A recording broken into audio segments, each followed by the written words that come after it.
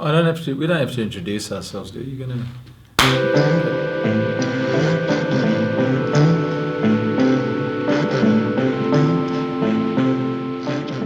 Scott, thanks for joining us this afternoon, chatting a little bit about next year, our vision for 2020, and really thinking together a bit about how each of us can be part of that vision, supporting it, especially in terms of our financial giving, our commitment to St. James. The first question that one might be asking is, St. James a big church?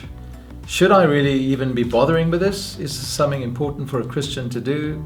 What would you say to someone who said, should I be supporting my local church financially? Yeah, so it's one of the tricky things, isn't it? St. James is a big church and it's got a really good history. So people assume that it runs off love and goodwill. But St. James is solely funded by the generosity of its members, by our gospel partners. And that means that there's no central fund of the denomination which pays salaries or gives us any money. In fact, every year we give 10% of our income here at St. James back to the denomination in order to help support and pay ministry around the country for our network of churches. So some of the underprivileged churches will benefit from that. Yeah, absolutely. And we do that with a happy heart, and we think that's a really important thing to do. But what it does mean is that if you've got the privilege of being part of a local church, then you've also got a responsibility to that local church. And that's very much true at St. James, especially when it comes to our financial giving. So this year, the focus on giving has been slightly reframed in terms of pledging.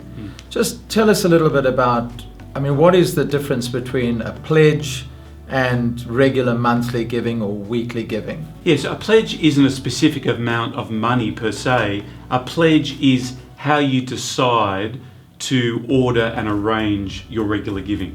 Okay. So a pledge is just a way that you can make a regular commitment to give a certain amount each week or month. And the reason we do that is because it really helps all of us at St. James in our own personal giving and generosity to make sure that we are thoughtful and prayerful, that we are able to plan and prioritise our giving. So it really helps us on a personal level, but it's also really beneficial for St. James as we're looking towards next year, 2020, to give us an indication of the resources that we'll have in order to do the gospel ministry that's on our heart. Can you sort of think in terms of us meeting our budget for next year, and just looking at the giving issue, which is being handed out as well today, and the numbers in that.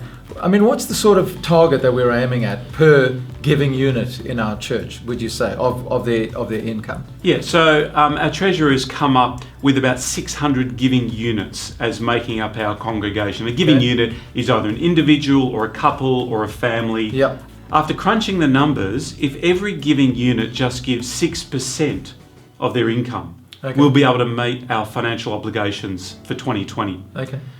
Which is considerably less than the classic 10% that people often aim for. Now, of course, some people giving 6% will be a really big ask, and we understand that. Yes. For other people, giving 6% will be a walk in the park, and they will should give more, graciously be able to give more than that.